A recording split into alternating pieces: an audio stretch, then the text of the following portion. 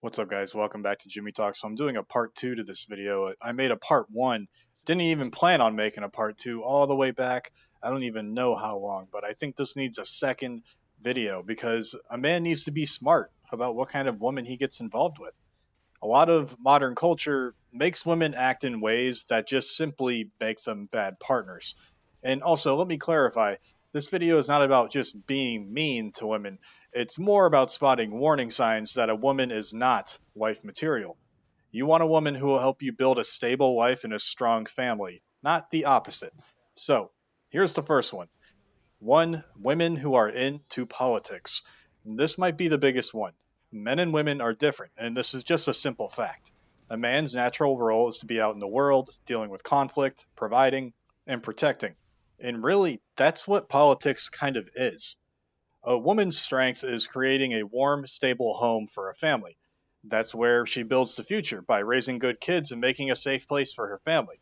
But when a woman jumps into political arguing and debating and all that kind of stuff, she kind of just steps out of her natural role.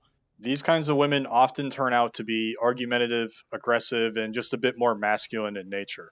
This is a turnoff for any man who just wants a feminine woman. Now, it's fine for a woman to have opinions, don't get me wrong, but her main job is to support her husband's leadership. So, in a good relationship, she'll talk about these things with him and trust his judgment for the family. If someone asks her a political question in public, for example, the best thing she should say is, "You should ask my husband. I don't know."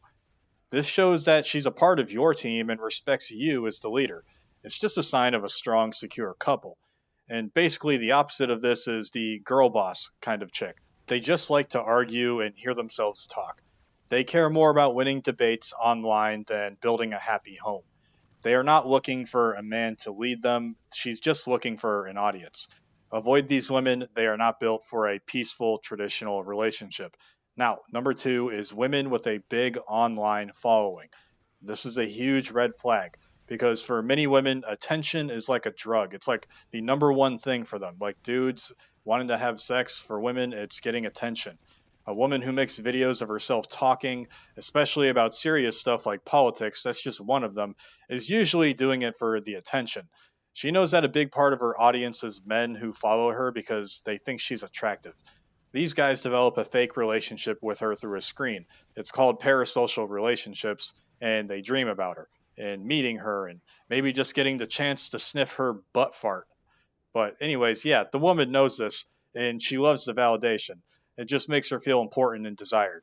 And these kinds of women will get addicted to the likes and comments from strangers. So, for any man, following or engaging with this woman is just a waste of time. You are giving her your attention, which is extremely valuable, for nothing in return. You're just another fan, and you're just boosting her ego.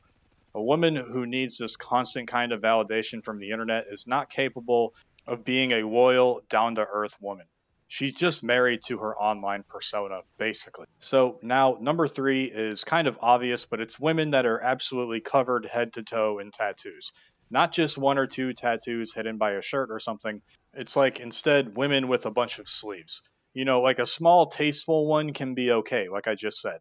But there is a trend of covering your body and just a bunch of tattoos. And it's like a bunch of different ones that don't go together and they're different art styles and they're all on one arm and it just looks like a patchwork quilt.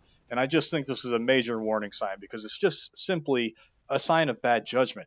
Like I've seen 20-year-old girls with neck tattoos and stuff like that all over their chest. It just shows she doesn't think ahead.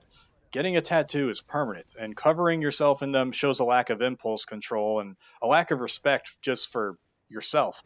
Now, again, I'm not saying all tattoos are bad, but if you see a 19, 20, or 21-year-old absolutely covered head to toe in tattoos, it's very, very obviously a red flag. It's a future single mom. This really just means she follows trends without any real thought, too. So, for a man, though, a tattoo can sometimes look tough or masculine. For a woman whose beauty is just more natural and soft, a bunch of tattoos is a rejection of feminine nature. It makes you wonder, if she makes such poor, permanent choices about her own body, what other bad decisions will she make? You want a woman with good judgment, and this is a clear sign she doesn't have it. Now, that one's kind of an obvious one, and I don't really like to throw out some obvious tips, you know, like OnlyFans girls, feminists, nurses, girls who say they travel a lot. girls who have pictures of themselves in Dubai, septum piercing girls, spiritual hippie girls, girls who drink a lot, girls who wear revealing clothing, single moms, or those with daddy issues. Those are easy, and I really shouldn't need to say this. So the next one's going to be kind of funny. And that brings me to number 4. Women who wear suit pants instead of dresses when they're wearing formal clothes. And clothes send a message. Dresses and skirts are just classic feminine clothing. They're soft and they highlight a woman's form. But in a formal setting, when a woman decides to wear pantsuits instead of just a dress, it's just a signal. She's choosing to dress in a masculine way. It shows she wants to compete in a man's world and might reject more traditional feminine traits. It's just a small clue, but it's a clue nonetheless that her energy is not geared towards being a supportive partner. Just a clue, okay? Now, last one, number 5. Again, kind of an obvious one, but a lot of dudes still, I don't know what's going on with them. But women with lots of male friends, you'll see dudes still trying to get with them. The idea that men and women can just be friends is honestly, it's just mostly a fantasy. Let's be real here.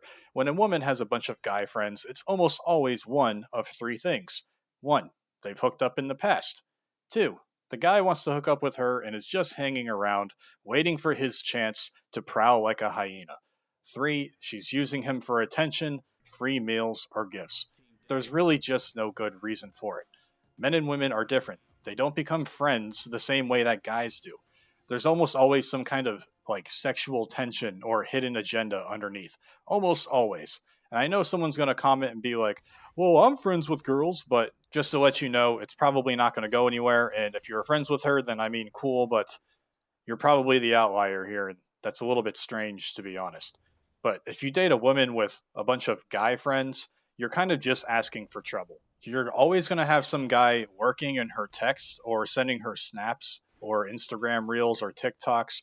He's always going to like every single picture that she posts, and he's pretty much just going to be waiting for his chance. This just creates drama and distrust for the guy that's dating her. A woman who needs that kind of attention from other men just simply isn't ready for anything serious. She either likes the validation or she's just naive about why these guys are just being orbiters, basically. The only exception I've ever seen before that seems to be somewhat normal is a guy being friends with a woman who's much older than he is, like older than his mom.